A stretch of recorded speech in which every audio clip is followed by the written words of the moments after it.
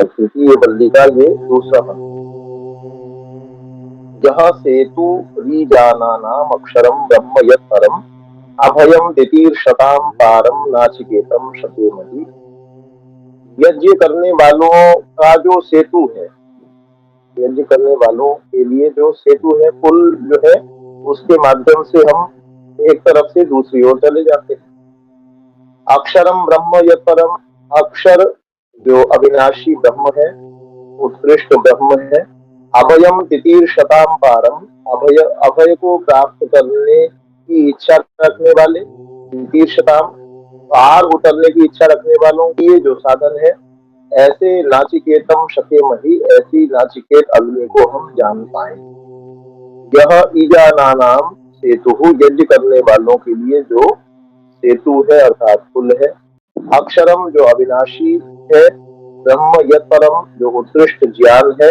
अभयम तितीर्षताम पारम जो अभय दिलाने वाला और पार उतारने वाला है, ऐसे नाचिकेत अग्नि को शकेमहि हम सभी जान पाए। अग्नि शब्द जो संस्कृत में है, ये पुल्लिंग का शब्द है। ये यद्यपि हम लोग आग जो हिंदी में बोलते हैं तो हम स्त्रीलिंग में बोलते हैं कि आग लगी हुई है, आग लगा हुआ है, हम बोलते। हिंदी में तो आग लगी हुई है उचित है, लेकिन संस्कृत में जब हम अग्नि का प्रयोग करते हैं तो अग्नि पुल्लिंग का शब्द, तो हम नाचिकेत अग्नि को जान पाए। भावार्थ है ऐसा, यज्ञ करने वाले मनुष्यों को इस भवसागर से पार उतारने के लिए पुल के समान जो परमात्मा है, जो नाश रहित और सबसे महान है, तो यहाँ परमात्मा को पुल भी कहा गया और परमात्मा को प्राप्तव्य भी कहा गया। हमारा अंतिम लक्ष्य प्राप्तव्य जो है वो भी क्या है, पीछे भी एक मंत्र आया था कि न अयम आत्मा प्रवचने लक्ष्य है, परमेश्वर जिसका चुनाव कर लेता है उसको भी प्राप्त होता है। तो यज्ञ करने वालों का ये पुल भी यहाँ क्या बताया, परमात्मा ही पुल भी है, जो नाश रहित और सबसे महान है। परमेश्वर नाश रहित है और सबसे महान है, जो हमें इस भयपूर्ण भवसागर से पार करने में समर्थ है। जो चेतन स्वरूप है, उस सर्वज्ञ के विधान भयपूर्ण भवसागर यहाँ पर लिखा हुआ है। वास्तव में निर्भय संसार में रहते हुए हम नहीं रह पाते। परेशानियां हम लोगों को ऐसा लगता है धन कुछ कम है, अरबों पति की अपेक्षा करोड़ों वाला, करोड़ों की अपेक्षा लाखों वाला, लाखों की अपेक्षा हजारों वाला। तो प्रायः व्यक्तियों के दिमाग में क्या बैठा हुआ है, 99% व्यक्तियों के दिमाग में, जिनके पास धन नहीं है कि धन प्राप्त कर लेंगे तो हमको जो है उसके बाद कोई डर नहीं लगेगा, कोई समस्या नहीं होगी, सब कुछ ठीक होता चला जाएगा। ऐसी बातें बहुत फैली हुई आपको सुनाई देती है। जैसे मैंने एक बार सुना कि पाकिस्तान के अंदर व्यक्ति मर्डर कर देता है, तो मर्डर करने के बाद उसके लिए फीस निर्धारित है, इतने पैसे दे दो आप मर्डर के केस से बच जाएंगे। हो सकता है सत्य हो सकता है असत्य हो। भारत में भी ऐसा बेशक चलता हो बेशक न चलता हो, लेकिन कीमत लगाई जाती है और ये सब कुछ होता है। तो व्यक्ति ये सोचता है कि भाई धन जो है ना, धनपति जो है वो हर समस्या से पार उतर जाती है, लेकिन ये सच्चाई नहीं। आप धनपतियों के जीवन के अंदर जाकर के देखें, फिर क्या फैक्ट्रियां चलती हैं, फैक्ट्रीज के विषय में आप थोड़ा विचार करें तो यहाँ क्या होता है, एक उनकी कॉस्ट होती है रनिंग कॉस्ट, और एक कॉस्ट होती है जो कांस्टेंट कॉस्ट है। उसके अंदर क्या सिखाया बताया जाता है कि एक कॉस्ट ऐसी है, एक लागत ऐसी है जो आपकी लगेगी ही लगेगी, कुछ ना कुछ खर्चा रोज आपका होगा ही होगा। और कोई खर्चा ऐसा है कि आप फैक्ट्री चलाएंगे तो होगा, तो किसी मिल मालिक की परेशानी तो नहीं होगी, आपको बहुत संपन्न है। तो वो कहने लगे कि हमको बहुत परेशानी है, एक दिन के लिए भी अगर हड़ताल कर दें तो हमारा प्रतिदिन का जैसे बहुत सारी पूंजी लगी हुई है, उस पूंजी का ब्याज आपको देना होता है। तो वो जो ब्याज है, चाहे वर्कर काम करे या ना करे, आपको देना ही देना है।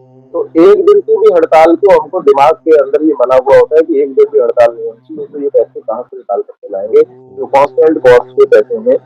दुनिया में आप कुछ भी कर रहे हैं, यहाँ कहा कि अभय जो है ना यहाँ पर नहीं प्राप्त हो सकता है।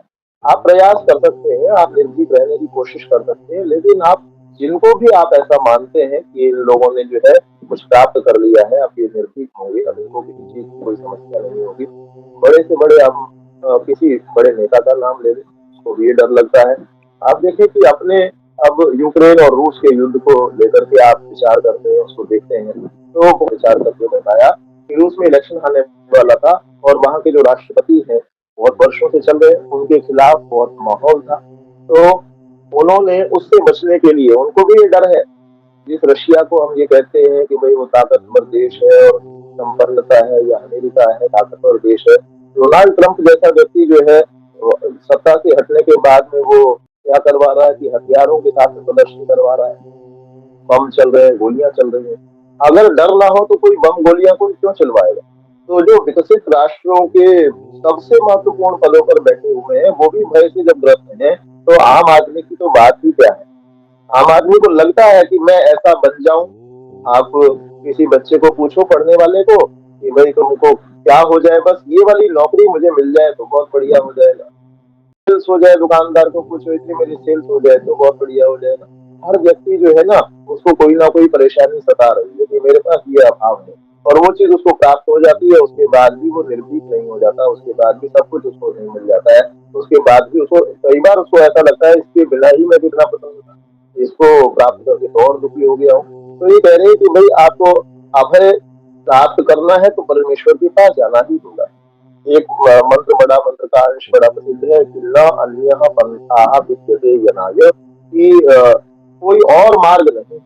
आप सोचे नहीं जी मैं तो यहीं पर रह करके आनंद में रह लूंगा, बड़े आनंद में हूँ, क्या दिक्कत है मेरे को, तो कोई और मार्ग परमेश्वर को जाने बिना और कोई मार्ग किसी के पास नहीं है, और कोई दुनिया में ऐसा सुख नहीं है। और ये कहा किसी को ये लगता है कि भाई हमको जो है ना ये वासना का सुख प्राप्त हो जाएगा, इससे बड़ा कौन सा सुख होता है। तो किसी संस्कृत के कवि ने बड़ा सुंदर लिखा है, वो कहते हैं यच्च काम सुखम लोके और यच्च दिव्यम महत् सुखम। आप कोई सुंदर युवक या वृद्ध जो भी है, वो जिस सुंदरी की कामना करता है कि मुझे वो सुंदरी जो है वो मुझे प्राप्त हो जाए, या कोई युवती या वृद्धा किसी की कामना करती है कि वो जो सुंदर पुरुष है वो मुझे प्राप्त हो जाए, तो इससे जो है ना मुझे सब कुछ मिल जाएगा, ऐसा कोई व्यक्ति सोचने वाले हो सकते हैं। और उनको वो दे भी दिया जाए तो संस्कृत का कवि बड़ा सुंदर लिखता है, वो ये कहता है कि यच्च काम सुखम लोके, जो वासना के पूर्ण हो जाने में जो सुख प्राप्त होता है। वासना पूर्ण होना मतलब है कि जो जिस व्यक्ति के साथ आप रहना चाहते थे वो व्यक्ति आपको प्राप्त हुआ, यच्च काम सुखम लोके, संसार में जो वासना का सुख है। और यच्च दिव्यम महत् सुखम, और कोई दिव्य सुख हो, वासना से भी बड़ा कोई व्यक्ति हो, यच्च दिव्यम महत् सुखम महान सुख है। तृष्णा क्षय सुखस्यैते नार्हतः षोडशीं कलाम। ये जो सुख है जिनको आप बड़ा मानते हैं, अगर आपकी तृष्णा का क्षय हो गया है, तृष्णा का क्षय मतलब आपकी लालसा, आपकी इच्छाएं समाप्त हो गई है, यहाँ यूं भी वाह वाह है, यहाँ और कुछ हो जाए तो भी वाह वाह है, जो कुछ हो जाए उसमें वाह वाह है। तो यच्च काम सुखम लोके यच्च दिव्यम महत् सुखम, तृष्णा क्षय सुखस्यैते, तृष्णा के क्षय हो जाने से जो सुख प्राप्त होता है, नार्हतः षोडशीं कलाम, उसके 16वें हिस्से का भी ये सुख नहीं है। जो सुख आप मान रहे हैं कि दुनिया का सबसे बड़ा सुख है, तो संसार में रहते हुए आप परेशान हैं। आप बड़े से बड़े व्यक्तियों को जिनको आप सोचते हैं सुखी, आप उनके करीब जाकर के देखिए, आपको दिखाई देगा कि इसके जीवन में भी कष्ट है। जो हमें इस भयपूर्ण भवसागर, इसलिए इस भवसागर को भय से पूर्ण कराया, अनेक प्रकार के, क्योंकि भय है इसके अंदर, ये पार करने में समर्थ है जो चेतन स्वरूप है। उस सर्वज्ञ के विधान के विरुद्ध जो मनुष्य कार्य करता है वह कभी सुखी नहीं हो सकता, सुख को नहीं पा सकता। समस्त संसार को धोखा दिया जा सकता है, किंतु परमात्मा को कोई भी धोखा नहीं दे सकता। वह प्रत्येक वस्तु के अंदर व्यापक होने से प्रत्येक की चेष्टा का स्वयं साक्षात्कार कर रहा है, अतः उसे किसी साक्षी की अपेक्षा नहीं है। गीता के अंदर एक श्लोक है जिसका अभिप्राय ये है कि आपने अगर मन से कोई गलत काम किया है तो उसका मानसिक दुष्परिणाम आपको भोगना होगा। ऐसा नहीं है कि आपने, यद्यपि कर्म का फल आपको मिलता है, कर्म आप शरीर से करते हैं, हाथ से आपने किसी को थप्पड़ मारा, कुछ गलत किया, बिना कारण के मार दिया, आपको गुस्सा आ गया था, आया किसी और पर था, बात कुछ और थी, मारा किसी और को, तो अब ये आपने मारा, इसका तो फल आपको मिलेगा ही। लेकिन मन से आपने किसी का अहित सोचा, अच्छे व्यक्ति का अहित सोचा, तो उसका मानसिक ही फल भी आपको प्राप्त होगा। मानसम मनसैवायम स्वभूते तलार्थम, ऐसा गीता के अंदर लिखा हुआ है। अतः भयपूर्ण भव सागर से पार उतरने के लिए परमात्मा के आदेशानुसार दूसरों को सुख पहुंचाने वाले यज्ञ करने चाहिए। कल लता जी ने बहुत सुंदर बात एक रखी, वो कह रहे थे कि भाई बहुत से लोगों को पता है, विद्वानों को सब चीज की जानकारी है, उसके बाद भी वो दूसरे व्यक्तियों का शोषण करते हैं। बहुत सारे ऐसे जो पठित है, जो बहुत अच्छे वक्ता है, वो लोग दूसरे व्यक्तियों का शोषण करते हैं, जानते हुए भी करते हैं। तो इसको देख करके हमको परेशानी होती है, तो हमको क्या करना चाहिए? तो हम थोड़ा सा विचार करें कि इस अवस्था में जब हमको पता चलता है कि दुनिया के जो बुद्धिमान लोग हैं वो भी प्रकृति की उपासना में लगे हुए हैं और दूसरे व्यक्तियों का वो शोषण करते हैं, उनका उपयोग करते हैं अपने लक्ष्यों को प्राप्त करने में। जब कुछ लोग ऐसा कर रहे हैं तो मेरा उसमें क्या करना? पहली बात तो ये है कि मुझे कोई भी चीज़ देख कर के दुखी नहीं होना चाहिए, है ना? दुखी परेशान हो जाऊँगा, मैं रोने लग जाऊँ या मैं और कुछ परेशान होकर के अंधेरे में जाकर के बैठ जाऊँ, तो ऐसा कहीं कोई उपदेश नहीं है। आपको ये जानकारी वो वेद में रोने-धोने की बात कहीं पर लिखी नहीं है। यहाँ तक कि मृत्यु हो जाए किसी की बड़े से बड़े, अच्छे से अच्छे आदमी की मृत्यु हो जाए संसार में, तो उसके बाद भी रोने-धोने को नहीं लिखा हुआ है। तो रोने-धोने को कब लिखा हुआ है? लिखा हुआ है जो क्षत्रिय जो है वो पीठ दिखा करके भाग जाए उग्रदेव को लेकर, वो शोक के योग्य है। मतलब इसका मतलब क्या है? उसमें ये नहीं है कि आप रोने बैठे, मतलब ये है कि क्षत्रिय को रणभूमि में पीठ नहीं दिखानी चाहिए। जो ब्राह्मण होकर के शास्त्रों की चर्चा नहीं करता है, शास्त्रों को पढ़ता नहीं है, उनको पढ़ाता नहीं है, दान देता नहीं है। आप देखें ब्राह्मणों को दान देने के लिए भी लिखा हुआ है। ऐसा नहीं है कि ब्राह्मणों को बहुत से ये बात फैलाई गई कि भाई ब्राह्मण जो है वो केवल दान दे ले। तो हमको अगर दिखाई दे रहा है कि कुछ बुद्धिमान लोग जो हैं वो ज्ञान का दुरुपयोग करने में लगे हुए हैं, अब हमारा क्या कर्तव्य है? हमारा कर्तव्य ये है कि हम स्वयं ज्ञानवान होने का प्रयास करें। हम नहीं हो सकते हैं तो कोई बच्चा हमको ऐसा दिखाई देता है जो आरंभ से अच्छे माता-पिता की संतान है, उसके संस्कार अच्छे, हमको किसी के साथ रहते हमको पता चल जाता है कि इसके अंदर संस्कार अच्छे हैं। 10वीं क्लास के आस-पास बच्चा है, तो उसको जाकर के उसके स्वभाव को आप पढ़ने का प्रयास करें और उसको प्रेरित करें कि तुम जो है बुद्धिमान हो, तुम इस तरफ लग जाओ। ऐसे बहुत सारे बच्चों को हम प्रेरित करेंगे तो कोई ना कोई बच्चा जो है जो संसार के लोगों को अपनी ओर आकृष्ट कर पाए, है ना? आकर्षण तो हमको लाना पड़ेगा। ऋषि दयानंद की दुनिया को जब तक हम दुनिया को अपनी ओर आकृष्ट नहीं कर पाएंगे, अपनी बातों से प्रभावित नहीं कर पाएंगे और परमेश्वर से याचना करनी होगी कि मैं इस ज्ञान को अभी प्राप्त कर रहा हूँ और अभी तो मैं पूरा नहीं समझ पा रहा हूँ, लेकिन हे भगवान आगामी जन्म जब मिले तो दोबारा से मैं मुझे बुद्धिमान बना करके भेजना और मैं इतना अच्छा इस ज्ञान को प्राप्त करूं कि जो बुरे लोग हों और जो बुद्धि का दुरुपयोग करने वाले हों, ज्ञान का दुरुपयोग करने वाले हों, उनकी अपेक्षा मुझ में आकर्षण ज्यादा हो, दुनिया के लोग मेरी बात को सुने और वो अपने आप को बदल लें। परेशान होने की कोई आवश्यकता किसी भी क्षण में नहीं होती है। दुनिया पे चाहे सारे लोग भी खराब हो जाए तो भी क्यों परेशान होना? जब परमेश्वर ही परेशान नहीं होता, दुनिया के अंदर युद्ध भी होते हैं, मारकाट भी होते हैं, कौन सा बुरा काम है जो हर क्षण नहीं हो रहा है?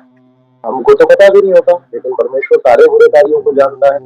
पति पत्नी के बीच में बहुत सारे बुरे काम होते हैं, सारे की सारी पत्नियां, सारे के सारे पति उनके साथ जो कुछ गलत हो रहा है, वो व्यक्ति जो है पुलिस में जाकर के कंप्लेंट कर देगा, ऐसा तो नहीं होता। अब बच्चे और माँ के बीच में बहुत सारा कुछ ऐसा होता है। माँ के साथ बच्चा दुर्व्यवहार कर रहा है और कई बार ऐसा भी देखने में आया, माँ भी बच्चों के साथ में बहुत बुरा व्यवहार कर रही है। बस अपने उद्देश्य के लिए कि भाई ये बच्चा जो है ना मेरे इर्द-गिर्द घूमता रहे, है ना? मैं जो कहूँ वही माने, ये सोच करके उसका विकास नहीं होने देती, ऐसी भी माताएँ हैं। तो यद्यपि संस्कृत में कहा गया कि पुत्रो कुपुत्रो जायेत माता कुमाता न भवति, लेकिन ये भी सत्य है कि माताएं भी बुरी हो जाती है। तो और सारी व्यवहारों की सूचनाएं पुलिस के पास नहीं जाती, लेकिन परमेश्वर सारी की सारी इन चीजों को जानता है। सब कुछ दुनिया के अंदर बहुत कुछ गलत हर क्षण चल रहा है। परमेश्वर इन चीजों को देख करके दुखी होने लगे तो वो तो सारा समय दुखी रहेगा। मुझे और आपको तो सूचना नहीं होती, उसको तो सारी बुराइयों की सूचना है। इसलिए हमको क्या प्रयास करना है? हमको आकर्षक बनने का प्रयास करना है। आकर्षक ज्ञान का आकर्षण होता है। आपको कोई नॉलेज वाला व्यक्ति मिल जाए, कई बार क्या होता है कि भाई आपको कोई मिला तो आप उसके पीछे-पीछे चले जाते हैं। कि नहीं, बस सुनना है तो इन्हीं को सुनना है। हम लगभग जो है ना दीवाने उसके हो जाते हैं। तो ज्ञान के अंदर बहुत आकर्षण है। वाणी के बल के प्राप्त होने के उपरांत, बौद्धिक बल के, बौद्धिक सामर्थ्य के प्राप्त होने के उपरांत साथ में प्रार्थना ये भी करनी कि हम लोग उस वाणी का या उस बुद्धि का दुरुपयोग न करें, जैसे कुछ लोग तथाकथित लोग इस समय में कर रहे हैं। तो दुखी किसी भी बात को लेकर के कभी भी नहीं होना चाहिए, ये बात हमको निश्चित करनी है।